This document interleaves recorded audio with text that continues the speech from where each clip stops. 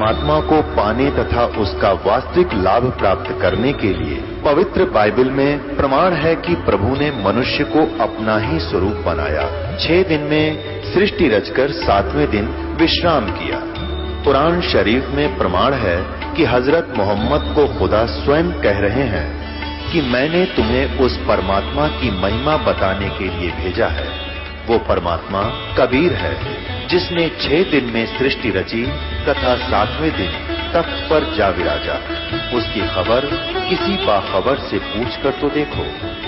कृपया अवश्य सुनिए जगत गुरु तत्वदर्शी संत रामपाल जी महाराज के अमृत वचन। अब आपके समक्ष भक्त खेम बहादुर जी ने वो आप बीती बताई जो भगवान किया करते हैं। अभी तक हमें भगवान नहीं मिले थे, उस परमात्मा की साधना सही नहीं मिली थी जो ये सुख देता है। अब इसने कितनी, अब देखो बात ये नहीं है कि 2500 रुपये बढ़ाने से कोई ये नहीं मानना चाहिए वे सेठ हो गया यूं या बहुत धन मिल गया। इससे क्या हो गया कि परमात्मा में इसका दृढ़ विश्वास हो गया और जो परमात्मा के गुण होते हैं वो प्रत्यक्ष हो गए।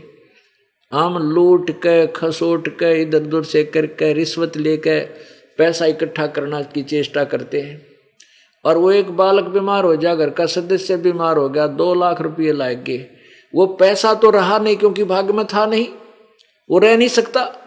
और वो पाप रह गए जो वो पैसे कमाए थे, जिस वो हथकंडे वो 6 अपना के वो 2 नंबर से पैसा कमाया था, पैसा तो गया और वो पाप न्यो के न्यो रह गए और वो पाप भोगने पड़ेंगे। फिर कुत्ता बनेगा, सिर में कीड़े पड़ेंगे, खाज लगेगी और वो धन रहा नहीं। तो परमात्मा आपको इतनी बरकत दे देगा। ये तो एक कथा नहीं है, यहाँ हजारों की संख्या में ये कथा आपको सुनाने वाले भक्त मिल जाएंगे कि मैं घर वाले आने से मना करते थे सत्संग में, पैसे की आवश्यकता पड़ेगी, पैसा मेरे पास रहा नहीं, सत्संग कल प्रारंभ होना था, सारी रात चिंतित रहा। सुबह उठ करके ऐसे ही वो थैला देखा जो कभी सपने में पैसा कभी जिंदगी में रखा नहीं, उसमें वैसे एक पुराने कागज पड़े थे। सोचा इन कागजों ने छांट छूट के एक तरफ गेर दूं, को आवश्यक होंगे वो रख लेता हूँ। देखा तो उसमें 100 रुपये के कहते हैं 10 नोट मिले, 1000 रुपया। और तेरा गजब हो, कहते इतना रोया बैठ के, इतना रोया हे भगवान, मैं तो 1 दिन के किराए रो था, अपने 1 वर्ष का दे दिया। तो पुण्यात्मा परमात्मा ये काम किया करता है। इन अज्ञानी संतों ऋषियों ने भगवान मिला नहीं, उसकी अज्ञान थ्योरी बना दी कि भगवान निराकार है, वो दिखता थोड़ा ही है और फिर न उसका साक्षात्कार होता है। बस सच्चाई छुप थोड़ी सकती है। परमात्मा मनुष्य सदृश है, हमारे ही उनिहार है, हमारा सृजनहार। परमेश्वर की वाणी में लिखा है कि आदरणीय गरीबदास साहिब जी को जो परमात्मा मिले कबीर परमेश्वर, उन्होंने अपना पूरा सतलोक सचखंड खूब सारा दिखाया, सबरमा विष्णु महेश की सतीथि से परिचित करवाया। उसके बाद गरीबदास साहिब जी ने परमेश्वर से प्राप्त ज्ञान के अंदर बताया कि अनंत कोट ब्रह्मांड का एक रतीनी भार और सतगुरु पुरुष कबीर हैं ये कुल के सृजनहार। तो हमारे ही उनिहार है, हमारा सृजनहार, हमारे को बनाने वाला हमारे जैसा है, मनुष्य जैसा है। ऋग्वेद मंडल नंबर 1 के सूक्त नंबर 31 के मंत्र नंबर 17 में स्पष्ट किया है, हे मनुष्यवत अग्ने, हे परमात्मा जैसे परमात्मा, आप पहले भी जैसे आते हो, अब फिर आओ, हमें तत्व ज्ञान समझाओ। पवित्र बाइबल के उत्पत्ति ग्रंथ के 1 के 26 में, अध्याय 1 के 26 में मंत्र में लिखा है कि परमेश्वर ने मनुष्य को अपने स्वरूप में बनाया, अपने ही जैसा उत्पन्न किया, यानी परमात्मा मनुष्य दृश्य है। और 6 दिन में सृष्टि रची, 7वें दिन तख्त पर जा बैठा। इसी का प्रमाण पवित्र कुरान शरीफ के अंदर है, सूरत फुरकानी 25 आयत 52 से 59 में, कि वो कबीर नामक परमात्मा है जिसने 6 दिन में सृष्टि रची, 7वें दिन तख्त पर जा बैठा। वो पूर्ण परमात्मा है। उसकी खबर किसी बाखबर से पूछो। तो पुण्यात्मा, हमारे को अभी तक तत्व ज्ञान नहीं मिला था और जिस कारण से हमने यही सोच लिया था भी ये दुख सुख तो आते ही रहेंगे और ऐसे ही डमडमा चलेगा। नहीं, परमात्मा के चरणों में आने के बाद आपके ऊपर कोई आपत्ति नहीं आवेगी, आपके घर में हानि नहीं होगी। आपत्ति आवेगी तो पहाड़ टूटना हो, सूली की सजा कांटे में टल जाएगी, जान जानी हो टांग टूट कर बच जाएगी। तो इस तरह की आपकी वो भी हमारी कुछ कमियां रह जाती हैं, जिस कारण से हम थोड़ा बहुत कष्ट इसलिए भी उठाना पड़ जाता है क्योंकि हम थोड़े हैं। एक घर में एक भाई ने या बहन ने, बेटी ने, बेटे ने नाम ले लिया, बाकी पूरा परिवार विरोधी है उसका, तो उसके नियमों को चलने नहीं देता। इस कारण से वो कोई ना कोई लोक लाज में, दबाव में छोटी मोटी मर्यादा भंग हो जाती है, जिस कारण से आने वाले संस्कार, बुरे संस्कार का समय सद गया, वो आना हुआ, उधर से नाम टूट गया, तो काल का दाव लग जाता है। तो फिर भी इतना बचाव कर जाते हैं परमात्मा। थोड़ी बहुत मजबूरी या अज्ञानता में, अनजानपने की तो माफी है, और मजबूरी में जैसे मजबूरी माँ के तोड़ लिया तो जान जानी होगी तो टांग जरूर टूटेगी, और मर्यादा पूरी होगी तो एक आपका छींट भी ना लगने दे भगवान, अगर आप नियम नहीं तोड़ोगे, सत्कर्म मान लेना। तो आपको परमात्मा के प्रत्येक नियम का पालन करते हुए सत्य भक्ति करनी चाहिए, और करते रहो, आपका बेड़ा पार हो जाएगा। बोलो सतगुरुदेव। परमपिता परमात्मा, कबीर भगवान, कबीर साहब, कबीर देव, ये वही परमेश्वर हैं जिसने सर्व ब्रह्मांडों की रचना की है। ये वही परमात्मा है जो बनारस में एक जुलाहे की भूमिका करने के लिए प्रकट हुए थे, सतलोक से सह शरीर आए थे। परमेश्वर ने आके हमें ये ज्ञान दिया है कि तुम काल के जाल में फंसे हुए हो, और यहां पर कोई भी प्राणी सुखी नहीं है। यहां कोई राजा बन जाता है तो अपनी महिमा में फूला नहीं समाता है, उसका यश पृथ्वी पर फैल रहा होता है। परमात्मा कहते हैं, बंदी छोड़ कबीर परमेश्वर जी, कि कोई छोटी सी कोठी बना लेता है बढ़िया चिप्स लगाकर, 2-4 मंजिल की, आसपास के क्षेत्र में, उस नगर में, कॉलोनी में वो एक बड़ा महिमावान माना जाता है, उसकी बड़ा यश होता है। परमात्मा कहते हैं कि मृत्यु हो जाती है उस कोठी के मालिक की, जो भक्ति नहीं करता, फिर वो क्या बनता है? कुत्ता बनता है, और 1.5 फुट की दूम लग जाती है उसके, और उस कोठी के साथ में बाहर गली में कमर लगा कर बैठता, अंदर जगह नहीं उसके लिए।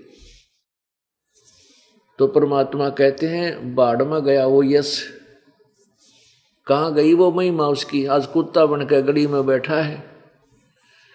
इसलिए याद दिलाते हैं, सर्व सोने की लंका होती रावण से रणधीरम, एक पलक में राज बिराजी वो यम के पड़े जंजीर में, मन तू सुख के सागर बसरे भाई और न ऐसा यसरे।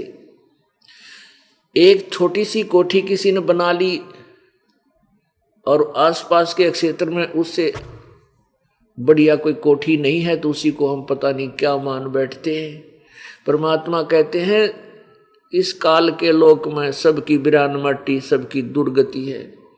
रावण ने पूरी लंका सोने से निर्मित कर रखी थी, सोने की, ओ तेरे की। अब किसी के पास 100 ग्राम 200 ग्राम सोना हो जा, 400 ग्राम हो जा, फुल्ला नहीं समावे। और उसने तो कहते महल बना रखे थे सोने के। रावण की मंडियों में जैसे यहाँ बाजरे, ज्वार और धान बिकते हैं, रावण यानी श्रीलंका के बाजारों में हीरे और मोती ऐसे बिका करते जैसे यहाँ धान और गेहूं और बाजरे ज्वार बिके। ऐसा धनी राजा था, और सत्य भक्ति ना करने से क्या दुर्गति हुई? एक पलक में राज बिराजी जम के पड़े जजीरम। एक पल में वह सारी सोने की लंका सपने की तरह समाप्त हो गई। परमात्मा हमें याद दिलाते हैं, सुखदेव ने 84 भुगती बना पजावे खरवो, तेरी क्या बुनियाद प्राणी तू पेंडा पंथ पकड़वो। जो सत्य भक्ति नहीं करते या तो भक्ति करते नहीं, वो तो बिल्कुल ही नालायक बताए संतों ने। और जो भक्ति भी करते हैं और तीनों गुण रजगुण ब्रह्मा सतगुण विष्णु तमगुण शिव जी तक सीमित है या ब्रह्म तक सीमित है या परब्रह्म तक, परब्रह्म की तो भक्ति का किसी को पता ही नहीं परमेश्वर कबीर जी के अतिरिक्त। तो जो ब्रह्म तक भी सीमित हैं उनकी साधना से भी जन्म और मृत्यु और ये भिन्न भिन्न प्राणियों के शरीरों की योनियां, शरीरों में कष्ट, ये दुख भी अवश्यमेव भोगने पड़ेंगे। तो क्या बताते हैं कि या तो तुम साधना नहीं करते, वो बिल्कुल तुम्हारी मूर्खता और नालायकी है, और जो साधना तुम कर रहे हो वो भी ठीक नहीं। सुखदेव ने 84 भुगती बना पजावे खरवो। सुखदेव जैसे महर्षि वो भी 84 लाख योनियों में इन भिन्न भिन्न प्रकार के प्राणियों के शरीरों को प्राप्त हुए। सुखदेव ऋषि अपनी आप बीती सुनाते हुए कह रहे हैं अन्य ऋषियों को कि एक बार मैं गधे की योनि भोग रहा था, मैं अंधा हो गया, मेरे मालिक ने मुझे घर से निकाल दिया, 2 लठ मारे कमर में, चलता चलता चलता चलता रस्ते रस्ते जा करके जंगल में दूर निकल गया। वहां वन में एक गहरा नाला था पर उसकी चौड़ाई बहुत कम थी। मैं एकदम उस नाले के अंदर गिरने लगा तो मैंने जंप लगाना चाहा तो मैं उस नाले के बीच में फंस गया, गधे के रूप में, गधे की योनि में। और ऐसा फंस गया कि उसमें ना आगे जा सकूं ना नीचे जा सकूं, और आगे और पीछे अड़ गया उसमें। अब इतनी बहुत दूरी पर था वो स्थान, वो नाला, तो रास्ता, उस रास्ते से इक्का दुक्का व्यक्ति कहीं 1-2 दिन में आया करता था। तो मुझे किसी ने बाहर नहीं निकाला, मेरी कमर पर पैर रख के और उस नाले को पार करने लगे, मेरी पुल बना लिया। सुखदेव जी बताते हैं कि 1 हफ्ता 10 दिन में भुगत कर प्यासा भूखा वहां मृत्यु को प्राप्त हुआ है। अब वो दुख याद आते हैं तो परमात्मा कबीर देव जी बताते हैं कि सुखदेव ने 84 भुगती, ऐसे कष्ट सुखदेव जैसे ऋषि ने भी भोगने पड़े। और बना पजावे खरवो, वो गधा बना, और तेरी क्या बुनियाद प्राणी तू पेंडा पंथ पकड़े वो। ए भोली आत्मा, तू साधना नहीं करता, और करता है तो ये शास्त्र विरुद्ध करता है, पूर्ण परमात्मा की भक्ति नहीं कर रहा है। जैसे गीता जी अध्याय नंबर 18 के श्लोक नंबर 62 में बताया है कि अर्जुन तू सर्वभाव से उस परमेश्वर की शरण में जा, उसकी कृपा से तो परम शांति और शाश्वत स्थान यानी सत्यलोक को प्राप्त होगा। तो वही परमात्मा हमें संदेश कर रहे हैं कि मन तू सुख के सागर बस रे भाई, और न ऐसा यश रे। ये यहाँ की महिमा तेरी व्यर्थ है, अस्थायी है, और वास्तविक यश तुझे सतलोक में मिलेगा। बेटा बेटी शाबाशी है तेरी, तू भक्ति कर और समर्पण कर परमात्मा के चरणों में, कर भक्ति डट के, तो वो सतलोक में पहुंच जाएगा। वहां तेरा यश होगा, महिमा होगी, सीने से लगाएंगे वह परम पिता आपको, और वहां आपके भाई बहन जो पहले जा चुके हैं वो आपकी कमर थपथपाएंगे और सीने आपसे प्यार करेंगे, सीने से लगेंगे कि धन है तू निकला गंध से। तो वो तेरी महिमा, वो यश ओरिजिनल है, वो सही यश है, वो सही महिमा है तेरी। ये और यहाँ का कोई ऐसा यश तेरे काम नहीं आवे। अब मान लीजिए कोई राजा है, सुप्रसिद्ध राजनेता है, उसकी मृत्यु के बाद उसने भक्ति की नहीं, उसकी मृत्यु के बाद उसका एक स्टैच्यू बना दिया है और उसके फिर जन्मदिन मनाए जाते हैं। बड़ी उस पर फूल माला चढ़ाई जाती है, वो मन मान कितना गधा बना फिर रहा हो, बता के फूका उस महिमा ने, और उस छठे शिव की ऊपर वो बनावटी जो श्रद्धा दिखाई जाती है। तो परमात्मा हमें यही बताना चाहते हैं कि तू इन फॉर्मलिटियां न छोड़ के और सच्ची भक्ति कर भगवान की, परम संत की शरण ग्रहण कर, तब तेरा जीव कल्याण होगा। उसके लिए परमात्मा हमें याद दिलाना चाहते हैं कि जिन संतों और ऋषियों की तुम शरण लिए हुए थे, संतों और गुरुओं की, वो नकली हैं सारे। उनको वेद ज्ञान नहीं, किसी प्रकार का उनको ज्ञान नहीं है, और उनको तुम परम धनी और परम गुरु, जगत गुरु पता नहीं के मान बैठे हो। तो उन नकलियों ने छोड़ के और सत भक्ति करो। आप बालक थोड़े ही हो, आज मानव ने ऐसे ऐसे विमान बना लिए, रॉकेट बना लिए, ऐसे कंप्यूटर बना लिए, तो क्या हम इन सदग्रंथों को नहीं देख सकते? क्या इनको हम समझ नहीं सकते? ये क्या बताना चाहते? लेकिन हमारी इधर कोई जो है ना, हम डाइवर्ट नहीं हो पा रहे, हमारी बुद्धि इधर लग नहीं रही। क्यों नहीं लग रही?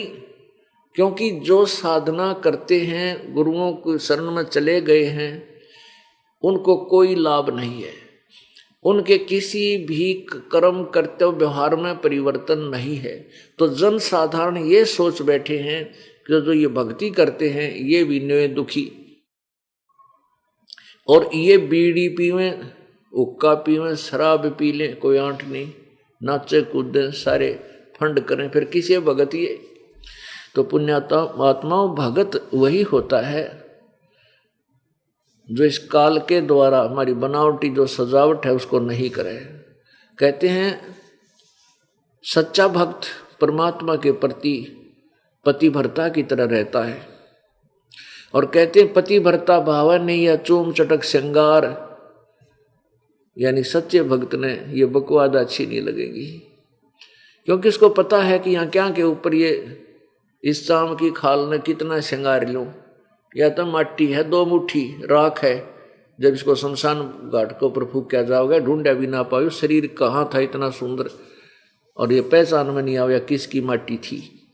तो ये तो ज्ञान आपको दिया जा रहा है, ये आंख बनेगी आपकी, ये मोतिया बंद हटेगा, विवाह होता है, नाचें गावें कूदें फंड करें हैं, और फिर ना जाने के दुर्गति हो जा, 1 मिनट में मृत्यु हो जा। पुण्यात्माओं ब्याह शादी करे, लेकिन बिल्कुल सिंपल वे थे, एक साधारण तरीके थे, एक अपना परंपरागत एक सिंपल परंपरा से साधारण तरीके थे। बच्चों का संयोग जोड़ना है, इसने चाहे तो ढोल पीट लो, चाहे उड़ा कितना नाच कूद लो, बच्चों का ब्याह करना है साधारण तरीके से कर दे सब। क्योंकि ब्याह शादी में कितना पैसा लगावे हैं, देखम देखा गरीब आदमी भी अपनी बेटी के लिए उस देखम देखा लाखों रुपये बर्बाद कर देता है, और फिर कर्जा हो जाता है, सारी उम्र रोता है। इसलिए लोगों ने बेटी की चाह समाप्त कर दी, और अब तो खैर प्रतिबंध लग गया, नहीं पहले गर्भ में बेटी मरवान लाग गई थी। कारण क्या था कि हमारी नालायकी, हमारी जो परंपरा गलत बना ली हमने। नहीं, बेटी के साथ धन नहीं, पहले बाप का कमावा फिर अगले के जावे, जो दे दे वो ले जाना, तो बेचारी कदे ऑब्जेक्शन नहीं करती। तो हमारे जो नकली जो ड्रामाबाजी है, इसने ये समाज बर्बाद कर दिया। परमात्मा से डर रहा नहीं, डर होगा ज्ञान ते, ज्ञान किसी के पास था नहीं। भक्ति में परमात्मा की में सब लगना चाहते हैं, लग भी जाते हैं, उनसे लाभ कुछ होता नहीं, क्योंकि वो उनकी way of worship according to the shastra नहीं है, उनकी पूजा की विधि सदग्रंथों अनुसार नहीं है। इसलिए गीता जी अध्याय नंबर 16 के श्लोक नंबर 23 में कहा कि शास्त्र विधि को त्याग कर जो मनमाना आचरण करते हैं, मनमानी पूजा करते हैं, उनको ना तो कोई सुख होए, ना उनकी कोई सिद्धि होए, ना उनकी गति होए, फिर भक्ति किस लिए करते हैं? इन 3 चीजों के लिए करते हैं। तो इसलिए 24वें श्लोक में कहा कि 16वें अध्याय के में कि अर्जुन, इसलिए तुम सदग्रंथों को आधार मानकर कि जो कर्तव्य कर्म हैं उनको कर और नहीं करने के उन पूजाओं को त्याग, शास्त्रों को प्रमाण कर किसी की दंत कथा पर विश्वास मत करना। तो अभी तक हमारे संतों ने, गुरुओं ने, ऋषि और महर्षियों ने दंत कथा सुना रखी थी। हमारे को शास्त्रों का ज्ञान नहीं दिया। उन्होंने हमें आउट ऑफ सिलेबस पढ़ाया, पाठ्यक्रम से बाहर की पढ़ाई, नावल पढ़ा दिए। हमारे पाठ्यक्रम की पुस्तकों को का ज्ञान उन्हें नहीं था। तो वो टीचर नहीं थे, वो हमारे गुरु नहीं थे, वो हमारे पूर्वजों के जीवन के शत्रु थे। उनको भूत बनवा दिया, पितर बनवा दिया। गलत साधना करने से वो पितर बने, भूत बने। और फिर कहते हैं तेरा पिता भूत बन गया, उसकी गति करवा दे। उसमें बोल रहा था, अब गति क्या करवा दे? अब उसके पिंड भरवा दे, उसकी 13वीं कर दे, 17वीं कर दे, 36 फंड कर दे। फिर वो कौवा बना दिया। आसोज के महीने में श्राद्ध निकालो, श्राद्ध निकाल कर भोजन ऊपर रख दो, कौवा खाएगा। हो सकता है तेरा पिता कौवा बन गया हो। और तेरा गजब हो, लगे थे मोक्ष कराने, गति कराने, और कौवा बना के छोड़ दिया। अगले इसको भोग लग गया, तेरा पिता कौवा बन गया। पितर था, ये पितर खा गए, कौवा बन गए। पुण्यात्माओं, ये सब जो भक्ति का भट्ठा बैठा दिया, ये इन नकली महर्षियों ने, इन नकली गुरुओं ने, जिनको वेद ज्ञान नहीं था। और परमात्मा आए थे 600 वर्ष पहले, उन्होंने यही तत्व ज्ञान दिया था जो दास उन्हीं का प्रदत्त आज आपको सुना रहा है। इसको उन नकली, उन अज्ञानी ऋषि महर्षियों ने रिजेक्ट कर दिया कि कबीर तो अनपढ़ था, अशिक्षित था, वो के जाने गीता और वेदों और पुराणों के बारे में। इसलिए उस समय ये बात स्वीकार कर लेना सहज था कि कबीर जी संस्कृत नहीं जानते, ये शिक्षित नहीं है, क्योंकि एक वर्ग, ब्राह्मण वर्ग ही संस्कृत भाषा को पढ़ने का अधिकारी था, अन्य कोई वर्ण नहीं पढ़ सकता था। इसलिए नकली गुरुओं ऋषियों का दाव लगा रहा। इनके झूठ ढोल के डंके पे खूब चलती रही, स्वीकार होती रही। अब आ गया इसका अंत। अब इन सब नकलियों के ज्ञान की खाल उतरेगी और ये खड़े खड़े देखेंगे। ये नो नहीं कह सकते, हमने ऐसा नहीं कहा, क्योंकि उनकी बुक मेरे पास लिखी हुई है। उनके द्वारा दिया हुआ ज्ञान, उनके द्वारा दिया हुआ नाम सबके पास उपलब्ध है, और वो सब का सब शास्त्र के विपरीत है। शास्त्र के विरुद्ध जो साधना है वह बिल्कुल व्यर्थ है, जीवन बर्बाद हो जाएगा। प्राणियों, बार बार सूत नहीं, ये अवसर नहीं मिलता मानुष जीवन मिलन का। तो अब ये कुछ दिनों में जब मानव जाग जाएगा, मानव समाज में ये क्रांति आवेगी भक्ति की एकदम, इन झूठे गुरुओं को कहीं छुपने का ठिकाना नहीं मिलेगा। ये बाहर नहीं निकलेंगे, छुप जाएंगे कि तो या पलायन कर जाएंगे दूसरे देशों में जाके। पैसा बतेरा है इनके पास, पैसे की कमी है नहीं, वहां जाकर के किता अपना टाइम पास करेंगे। वो समय शीघ्र ही आने वाला है। या तो ये सरेंडर कर देंगे, अपना कल्याण करवा लेंगे, मोक्ष प्राप्त कर लेंगे इस दास के पास आकर, नहीं तो इस मानव समाज इनको धिक्कारेगा, थूकेगा कि तुमने के मिल गया नालायको, इतनी जनता का जीवन बर्बाद करके। नहीं पता था तो चुप रहना चाहिए था तुमने। तो बन बैठे महर्षि महंत हैं और संत और गुरु पता नहीं के उपाधि पा रहे हो, तुम दुनिया को भ्रमित कर रहे हो। जब तक हम जागृत नहीं होंगे, स्वयं अपनी आंखों नहीं देखेंगे सदग्रंथों को, हम निर्णय कैसे करेंगे कौन गलत है कौन ठीक है। तो दास का उद्देश्य है कि आपको प्रोजेक्टर के ऊपर टीवी चैनल, सीडीज के माध्यम से चैनलों जो है, ये सब तरीके से आपको परमात्मा की महिमा सदग्रंथों में दिखा दूं कि सदग्रंथ ये बताते हैं। फिर आप भगत बनोगे, तब तो आप भक्त बनोगे, योगी बनोगे। जैसे गीता जी अध्याय नंबर 2 के श्लोक 53 में कहा कि अर्जुन, जब तेरी बुद्धि भिन्न भिन्न प्रकार के भ्रमित करने वाले वचनों से, ज्ञानों से वापस हटके एक तत्व ज्ञान में, परमात्मा के तत्व ज्ञान में स्थिर हो जाएगी, तब तो तू योग को प्राप्त होगा, तब तो तू योगी होगा, भक्त बनेगा। भक्त वही होता है जो संशय रहित हो जावे। फिर भक्ति करनी है, सीधे ढंग से करते रहेंगे। जब हम जंगल में खड़े हैं, वन में, और वहां जाके रास्ते 3-4 हो गए, हम इस रास्ते चल पड़े अपनी आइडियत या किसी नालायक नकली ने बता दिया कि तुम अपना घर इधर है, इधर चले जाओ। अब वो जा रहा है, उसके बताए अनुसार आगे किसी ने कह दिया कि अभी तेरा रास्ता ठीक नहीं, तू तो गलत जा रहा है, तो वो तो पड़ गया समझ उसमें। तो क्या करूं भाई? एक से पूछता है, फिर दूसरे ने बताया कि ये रास्ता ठीक नहीं, ये इधर से जाओ, फिर उधर चल पड़ा। वो रास्ते में फिर किसी ने कह दिया कि तू तो गलत आ गया है। तो उसका निर्णय कैसे हो? उसका निर्णय होगा कि मैप, मानचित्र हो आपके पास, फिर कोई दिखावा कि देख ये मानचित्र है, यहाँ 3 रास्ते 4 रास्ते, तू यहाँ खड़ा है और तेरा घर इस मार्ग पे है। उस मानचित्र से फिर आपको दृढ़ विश्वास हो जाएगा कि अब मेरा रास्ता गलत है, अब मैं जो अब ग्रहण किया है मानचित्र देख ये सही है। फिर कोई कुछ कहता रहो, आप डगमग नहीं हो सकते। तो पुण्यात्माओं, अपने सतलोक जाने का अपना घर सतलोक है, और वहां जाने के का रास्ता हमारे सदग्रंथों रूपी मानचित्र में विद्यमान है, जो दास आपको दिखा रहा है। और हम संशय हो करके इसको ग्रहण कर लेंगे, फिर हम डगमग नहीं होंगे। अब जितने भी गुरु हैं सब न्यारे न्यारे ज्ञान देते हैं, भिन्न भिन्न मंत्र देते हैं और कहते हैं गुरु कोई भी मंत्र दे दे उसी से पार हो जाएगा। अरे तेरा गजब हो। फिर सदग्रंथों की और गीता जी और वेदों की क्या आवश्यकता है?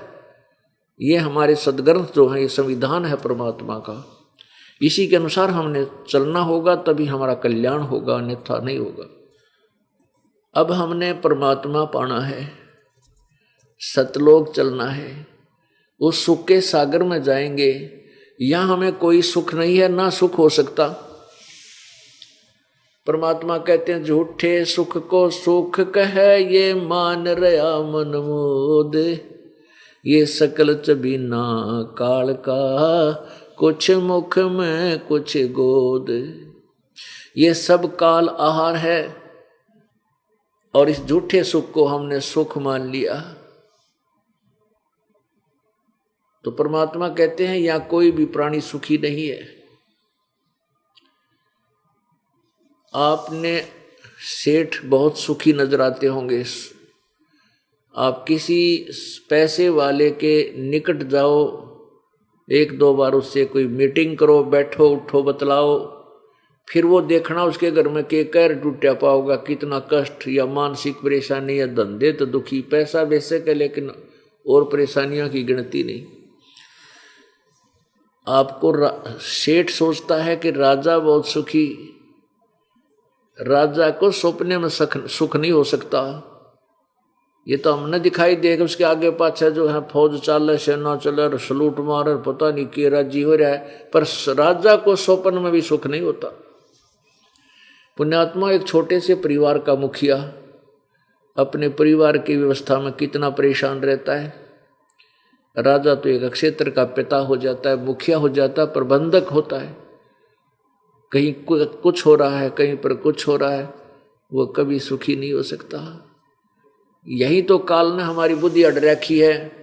हम बस छोटा मोटी कोई राज पद मिल गया, कोई अधिकारी बन गया, फूल्या नहीं समानता, और फिर वो पुण्य समाप्त हो जाने के उपरांत फिर पशु योनि में वो प्राणी चला जाता है, और फिर महाकष्ट।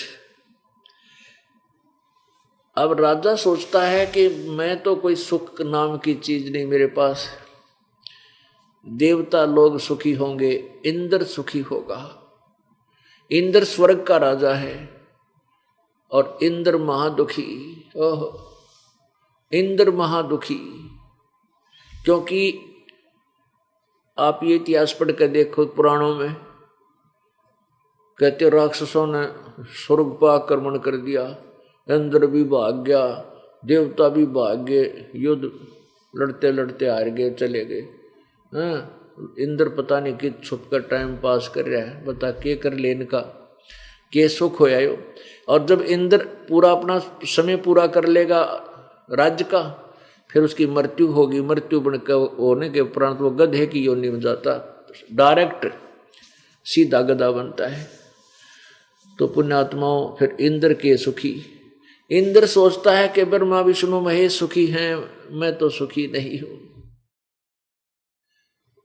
अब ब्रह्मा विष्णु महेश महादुखी, आप इनके इतिहास पढ़ कर देखो। कहते हैं विष्णु जी खुद कहते हैं कि मैं पहले तो तप करता हूँ, तप करके अपनी बैटरी चार्ज करता हूँ, फिर राक्षसों के साथ युद्ध करने में लगा रहता हूँ, उनके भयंकर शरीरों का नाश करता हूँ। कभी थोड़ा बहुत समय मिला है तो लक्ष्मी के साथ बैठ जाता हूँ, ना तो सारी उम्र मैंने धक्के खाता रहता हूँ, कष्ट पे कष्ट उठाता हूँ। अपनात्मा अभी दिखाना पड़ेगा आपको ये देवी भागवत महापुराण, जिसमें विष्णु जी के वचन हैं। अब इन बातों से हमारा मन इस गंदे लोक से हटेगा। हम अभी तक इसी में अंडी पाक रहे थे, छोटी मोटी कोई सुख हो गया, एक कार होगी, एक कोठी होगी, छोटी मोटी कोई राजपद मिल गया, इसी को हम सोच बैठे हैं कि बस मौज माचगी। नहीं, ये तो झूठा सुख है। अब देखिएगा श्री देवी महापुराण,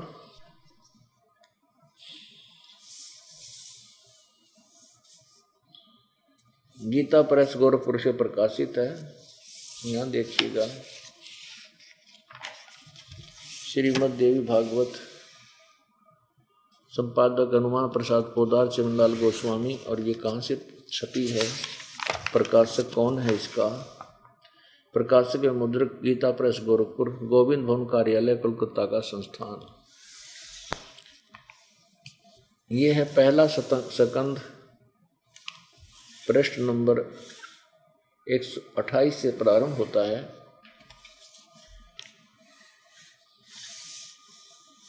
ये थोड़ा सा सुनाता हूँ आपको कि यहाँ कहते हैं विष्णु जी एक समय तपस्या कर रहा था और ब्रह्मा जी ने देख लिया। तो ब्रह्मा जी के मन में यूँ आ गई कि ये भगवान विष्णु सर्वेश्वर है, महेश्वर है, सब देवों का देव। ऐसा क्यों माना ब्रह्मा ने? वैसे तो ब्रह्मा विष्णु महेश तीनों भाई हैं, और ऐसे ब्रह्मा के मन में शंका कैसे होगी कि यो जो है सब भगवानों का भगवान है। यो काल जो है इनका पिता, यो ज्योति निरंजन जिसको ब्रह्म बोलते हैं, क्षर पुरुष, ये चालबाज है, ये इनको धोखा दे कर रखता है। जैसे ब्रह्मा साधना कर रहा है, तप करता है, और पूर्ण परमात्मा मतलब निराकार भगवान की साधना शुरू करते हैं ये, और फिर इनमें समाधि में इनको साक्षात्कार होता है किसका? यो विष्णु रूप में दर्शन दे देता काल। तो ब्रह्मा का डाउट हो जाए है कि यू है विष्णु जो है ना तेरा भाई, यो एक भगवान पड़ा है, देवताओं का देवता है। अब जैसे विष्णु जी साधना करता है, समाधिस्थ होता है, निराकार भगवान की भक्ति करने लगते हैं, तो समाधि दशा में इनको के दर्शन दे दे? शिव रूप में दर्शन दे देगा काल, अपने बेटे शिव के रूप में। अब विष्णु जी जब समाधि से उठेगा, इस शिव जी के पैर पकड़ देगा जाकर अपने छोटे भाई की, ओहो तुम भगवान है, अपने आप को छुपा रहा है, आप ही परमात्मा हो, मैंने पता लग गया। अब यो विष्णु का मिट्टे निक्स, यू शिव जी भगवान है, मेरा छोटा भाई, यो परमात्मा। मैंने तो साधना निराकार की शुरू की थी, और यो देखो यही है वो परमात्मा। अब जब शिव जी साधना करता है तो उसको विष्णु रूप में दर्शन दे देता है। अब विष्णु ब्रह्मा शिव जी आकर उस विष्णु अपने भाई के पैर पकड़ लेता है, आप ही भगवान हो, आप ही सब कुछ हो, सर्वेश्वर हो। तो पुण्य आत्माओं न्यो भ्रमित कर रखा है इस काल ने सबको। अब यहाँ क्या कहते हैं कि भाई शिव जी किसकी भक्ति करता है? विष्णु की। और विष्णु किसकी? बोला शिव जी की। अरे कोई बात हुई है। फिर भगवान कौन है? बोले भगवान तो दिखाई थोड़ा देता है। फिर ये के हैं जिन्हें तुम मूर्ति बनाए बैठे, फिर ये क्या है? तो इस काल ने इस जीव को भ्रमित करने से का उद्देश्य है, मतलब है कि किसी को पूर्ण परमात्मा का ज्ञान ना हो जाए। ये तो अपनी महिमा कबीर परमात्मा वो पूर्ण ब्रह्म स्वयं ही आकर बताता है, नहीं दूसरा यहां पर कोई भी उस परमेश्वर के विषय में जानकारी रखने वाला व्यक्ति नहीं होता। इसलिए सब सदग्रंथ प्रमाण देते हैं कि वो परमात्मा अपनी प्यारी आत्माओं का आकर मिलता है, उनको फिर तत्व ज्ञान सुनाता है और बहुत बड़े समूह का वो नेतृत्व करता है, वो परमात्मा होता है। अब देखिएगा, ब्रह्मा नारद व्यास जी ने नारद से पूछा। नारद जी कहते हैं कि मेरे जो प्रश्न आपने मेरे किया है, यही प्रश्न मेरे पिताजी ने विष्णु से किया था कि हे भगवान, आप देवों के देव हो, आप किसकी भक्ति करते हो? विष्णु जी बोला, मैं तो दुर्गा की भक्ति करता हूँ और मैं दुर्गा से ऊपर किसी देवता नहीं मानता, इससे ऊपर कोई परमात्मा नहीं। बोलो। और दुर्गा कहती है कि वो भगवान तो ब्रह्म है, उसकी पूजा करनी चाहिए। पहला दिन के ज्ञान का दिवाला निकल रहा। परमात्मा क्या बताते हैं अपने सूक्ष्म वेद की वाणी में कि झूठा ज्ञान और ध्यान कहाँ लाओ?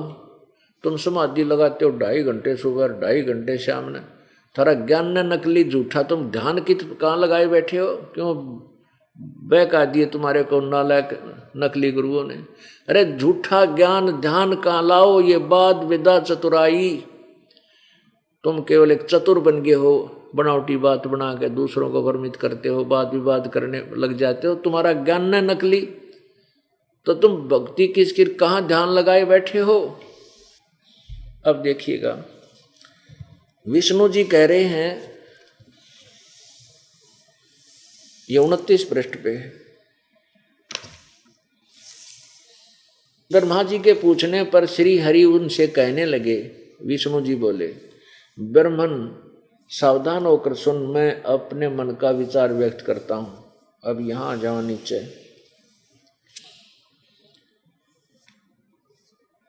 मैं सदा तप करने में लगा रहता हूं, उस शक्ति के शासन से कभी मुक्त नहीं रह सकता। कभी अवसर मिलता है तो लक्ष्मी के साथ सुखपूर्वक समय बिताने का सौभाग्य प्राप्त होता है। मैं कभी तो दानों के साथ युद्ध करता रहता हूँ। अखिल माने सारे जगत को भय पहुँचाने वाले राक्षसों दैत्यों को के विकराल शरीरों को शांत करना मेरा परम कर्तव्य हो जाता है। और फिर न्यू कहे, मुझे सब प्रकार से शक्ति यानी दुर्गा के अधीन होकर रहना पड़ता है। उन्हीं भगवती दुर्गा की मैं शक्ति का यानी दुर्गा का, भगवती शक्ति यानी दुर्गा की का मैं निरंतर ध्यान किया करता हूँ। ब्रह्मा जी, मेरी जानकारी में इस भगवती शक्ति से बढ़कर दूसरे कोई देवता नहीं। और 562 पर दुर्गा ने कहा है कि उस भगवान की भक्ति करो, ब्रह्म की, उसी का टारगेट उद्देश्य बनाओ, वही ब्रह्म है और वो उस ब्रह्म लोक में रहता है। ये 7वां स्कंध और 562 पृष्ठ पे है। देवी का द्वारा हिमालय को ज्ञानोपदेश और ब्रह्म स्वरूप का वर्णन। देवी श्री देवी कहने लगी, उस ब्रह्म का क्या स्वरूप है यह बतलाया जाता है, जो प्रकाश रूप सबके अत्यंत समीप में स्थित, हृदय रूप गुहा में स्थित होने के कारण गुहाचर नाम से प्रसिद्ध है। महान पद अर्थात परम प्राप्य है। वह समस्त प्रजा के ज्ञान से परे है, किसी की बुद्धि में आने वाला नहीं है, यह तुम जानो। वह यह परम सत्य और अमृत अविनाशी तत्व है। सौम्य हिमालय को बता रही दुर्गा, उस वेदने योग लक्ष्य का तुम वेदन करो, मन लगाकर उसमें तन्मय हो जाओ। पर्वण धनुष है। अब ये क्या बताती है कि उपनिषदों में, सौम्य उपनिषदों में कथित महान अस्त्र रूप धनुष लेकर उस पर उपासना द्वारा तीक्ष्ण किया हुआ बाण संधान करो। यानी उपासना रूपी बाण ओम नाम का तो बाण हो, फिर भावानुगुत होकर के भावानुगुत चित्त के द्वारा उस यानी सच्ची श्रद्धा से उस बाण को खींचकर उस अक्षर रूप ब्रह्म को ही लक्ष्य बनाकर वेदन करो। अब कहीं तो ये ब्रह्म कहती है, कि तो अक्षर ब्रह्म कहती है। अच्छा, परवण ओम धनुष है, ओम तो मंत्र है, ये धनुषम जो उसके जाप करने का जीवात्मा बाण है, और ब्रह्म को उसका लक्ष्य कहा जाता है। यानी ओम नाम से ब्रह्म की साधना करो, और वह ब्रह्म, वह सबका आत्मा ब्रह्म, वह सबका आत्मा ब्रह्म ब्रह्मलोक रूप दिव्य आकाश में स्थित है। अब इस एक ही थोड़े से लेख ने कितने कंसेप्ट क्लियर कर दिए, कितना डाउट खत्म कर दिया, कितनी समस्या का समाधान कर दिया कि विष्णु जी को वेदों का ज्ञान नहीं, आध्यात्मिक ज्ञान जीरो। यू कहे दुर्गा की पूजा करो, और दुर्गा और कहता है, दुर्गा कहती है ब्रह्म की पूजा करो, वो ब्रह्म लोक में रहता है। और गीता, अपनी पवित्र गीता जी अध्याय नंबर 8 के श्लोक 16 में लिखा कि ब्रह्म लोक तक सभी वहां के भी पुनर्आवर्ती में है, उनकी फिर भी आवागमन रहती है, जन्म मृत्यु होती है, पूर्ण मोक्ष प्राप्त नहीं है। और दूसरा ये ज्ञान हो गया कि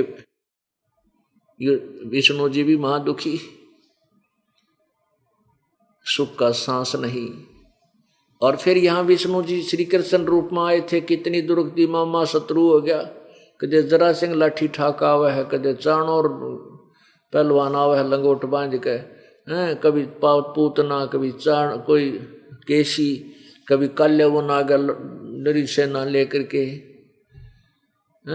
सारा जीवन कष्ट में रहा। फिर आखिर में क्या दुर्गति हुई कि पूरा यादव कुल, उनके पूरा परिवार श्री कृष्ण की आंखों के सामने पूरा कुल नष्ट हो गया, उसके बेटे पोते पौत्र पर पौत्र सारे नष्ट हो गए, मर गए। तो वो जीव सुखी क्यों करोगे जिसका कुल नाश उसकी आंखों का आगे हो जा। श्री राम रूप में आए थे श्री विष्णु जी, के बिरानमाटी सारा इतिहास उठाकर देख लो, जब सुख का सांस एक सांस भी लिया हो तो उसने जीवन में अपने, चाहे वो अयोध्या का राज भी कर गए, लेकिन बेट बालक कहीं, पत्नी कहीं, और स्वयं राजा बना बैठा, वो जीव सुखी कैसे हो सकता है? स्वप्न में भी सुख नहीं उसको। तो पुण्यात्मा परमात्मा कहते, मन तू सुख के सागर चल रे, मन तू बस रे सुख के सागर, भाई जहाँ शब्द सिंधु रत्नागर, मन तू बस रे सुख के सागर, जहाँ शब्द सिंधु रत्नागर। भाई कोटि जन्म तन भरमत होगे, कुछ ना हाथ लग्या रे। भाई करोड़ जन्म तन भरमत होगे, कुछ ना हाथ लग्या रे। कुकर सुकर खरबया बोरे, तू कौवा हंस बुगारे, मन तू चल रे सुख के सागर, जहाँ शब्द सिंधु रत्नागर। भाई कोटि जन्म तू राजा की न्या, मिटी न मन की आशा। कोट जन्म तू राजा की न्या, मिटी न मन की आशा। भिक्षुक होकर दर दर घूम्या, मिला ना निर्गुण रासा, मन तू चल रे सुख के सागर, जहाँ शब्द सिंधु रत्नागर। मन तू चल रे सुख के सागर, जहाँ शब्द सिंधु रत्नागर। इंद्र कुबेर ईश की पदवी, ब्रह्मा वरुण धर्मराया। इंद्र कुबेर ईश की पदवी, ब्रह्मा वरुण धर्मराया। विष्णुनाथ के पुर को जाके, तो फिर भी उल्टा आया। मन तू चल रे सुख के सागर, जहाँ शब्द सिंधु रत्नागर। भाई असंग जन्म तन मरत्या होगे, जीवित क्यों न मरे रे। असंग जन्म तन मरत्या होगे जीवित क्यों न मरे रे। द्वादश मध्य महल मठ बोरे बोहर न दे धर रे मन तू। चल रे सुख के सागर जहाँ शब्द सिंधु रत्नागर। भाई दोजक भिष्ट सभी तय देखे राजपाट के रसिया। दोजक भिष्ट सभी तय देखे राजपाट के रसिया। तीन लोक से तरपत नाही ये मन भोगी खसिया मन तू। चल रे सुख के सागर जहाँ शब्द सिंधु रत्नागर। मन तू चल रे सुख के सागर जहाँ शब्द सिंधु रत्नागर। भाई सतगुरु मिले तो इच्छा मिटे पद मिल पदे समान। भाई सतगुरु मिले तो इच्छा मिटे पद मिल पदे समान। चल हंसा उस लोक पठाऊं जो आदि अमर अस्थान। मन तू चल रे सुख के सागर जहाँ शब्द सिंधु रत्नागर। मन तू चल रे सुख के सागर जहाँ शब्द सिंधु रत्नागर। चार मुक्ति जहाँ चंपी करती माया होरी दासी। चार मुक्ति जहाँ चंपी रे करती माया हो रही दासी। दास गरीब अभय पद पर सब मिले राम अविनाशी। मन तू चल रे सुख के सागर जहाँ शब्द सिंधु रत्नागर। पुण्यात्माओं आपने अभी सुना कि मन तू चल रे सुख के सागर जहाँ शब्द सिंधु रत्नागर।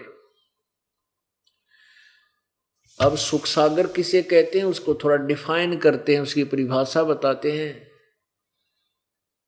पुण्यात्माओं कभी कभी किसी दिन जब ये प्राणी एकांत में बैठा हो, एक ऐसी हिलोर उठती है अंदर से, उसमें कोई भी बुरा नहीं लगता, सबके प्रति प्यार हो जाता है। शत्रु भी क्यों ना हो वो भी बुरा सा नहीं लगता, अपना सा लगता है। ये मन में ये आती है क्या रखा है संसार में, ऐसे क्यों हम ऐसा करते हैं। तो वो लहर, वो मेहर की लहर उठी थी, सबके ऊपर दया भाव आ गया था। मेहर की लहर थी वो थोड़ी सी देर के लिए, और जब वो समाप्त हो जाती है कुछ ही सेकंड रहती है वो, फिर वो ही कहर की लहर टूट जाती है। ऐसा कर दूंगा, उसको ऐसे कर दूंगा, उसने ऐसा पैसा नहीं दिया, उसको ऐसा हो गया है, वो ऐसे बोला, वो ऐसे क्यों हो गया, घाटा हो गया, बीज ठीक नहीं बोया गया, भैंस बीमार होगी, बालक का तकलीफ से, ये कहर की लहर फिर शुरू होगी। कहते हैं उस सतलोक के अंदर ऐसी मेहर की लहर जो अक्षणिक थोड़ी सी आई थी, जरा सी, जिसमें कोई भी दुख आपकी आत्मा में नहीं था और ना कोई बुरा दिखाई देता, ना किसी से द्वेष था। ऐसी वहां शंखों लहर मेहर की उपजे और कहर नहीं जा कोई।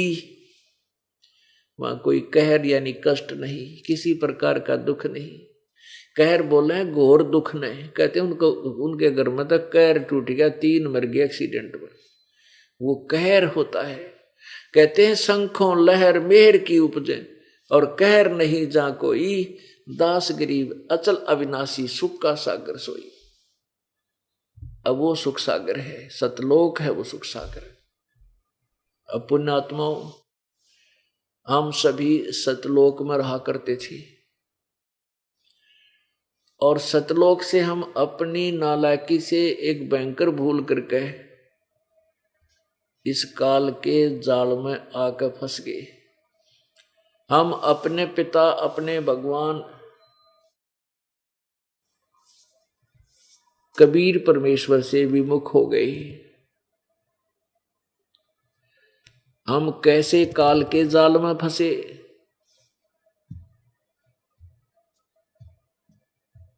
और हम कहाँ रहते थे। पुण्यात्माओं ये घिसे पिटे ज्ञान वाले संत गुरु ऋषि कहा करते हैं कि भाई आत्मज्ञान हो जाना, आत्मज्ञान,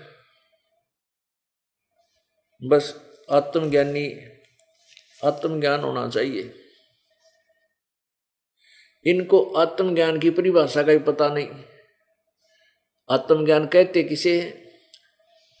आत्मज्ञान का अर्थ है अपने विषय में जानकारी, मैं कौन हूं, कहां से आ गया, और ये इसी दुर्गति क्यों हो रही है मेरी। जैसे अब विशेषकर उस समय याद आती है ये घटना, ये बातें जब कोई दुर्घटना अपने घर में घट जाती है। कोई भाई की मौत हो जा, कोई पिता की अचानक मौत हो जा, माँ मर जाए या पड़ोसी एकदम मित्र मर जाता है, तो फिर वो बेहोश होता है। ये के बात, ये केस क्या हिसाब किताब है, ये के कहानी है। देख अब तक तो ये सारा भाग्या भाग्या दौड़ा दौड़ा फिर था, यो मेरा बेटा या मेरी बेटी, ये मेरा सब कुछ, अरे यो अब क्या हो गया, एकदम गया। तो उस समय सोचता है कि ये के कहानी है। फिर थोड़ी देर के बाद ये काल अंदर मन है, ये काल है, ये फिर इसको चक्कर में डाल देता। चल तेरा वो काम बिगड़ गया, चल वहाँ गैर हाजिरी लग जाएगी, वहाँ देख भैंस ब्याण न हो रही है, चल जल्दी सी। अरे फिर भूल पड़ जाती है और यही उसी स्थिति में फिर छोड़ देता है। ये तो परमात्मा आते हैं, रह रहकर जो पुण्य प्राणी सत्संग में आते रहेंगे, उनको ये ज्ञान जचा रहेगा, हृदय में टिका रहेगा, नहीं तो फिर बड़ोलेगा, फिर ऐसे बर्बाद कर डालेगा आपको। आत्म ज्ञान क्या होता है कि अपने बारे में जानकारी हो जाना, भाई मैं कौन हूं, कितना आया हूं और किस प्रकार छुटकारा हो, ये तो आत्मज्ञान। और ये आत्मज्ञान क्या कहा करते थे, वह समाधि ला ले और आत्मा का साक्षात्कार कर। अरे भले आदमी, अपनी आत्मा का स्वयं ही तू साक्षात्कार करेगा। कहते अपनी आत्मा को देखो। अपनी आत्मा ने क्यों कर देखोगे तुम, दया बुद्धि भ्रष्ट हो रही। देखेगा कोई, देखने वाला तो दूसरा हो गया, फिर अपनी आत्मा कैसे देखी। कहते जैसे आईने में दिखती है, नो तो फिर शीशे मुंह देख ले, तू अपना देखना है तो कोई बात हो। ये बेकार की बातों में बेतुका जो ज्ञान गढ़ रखा था, इन मूर्ख बना रखा दुनिया को।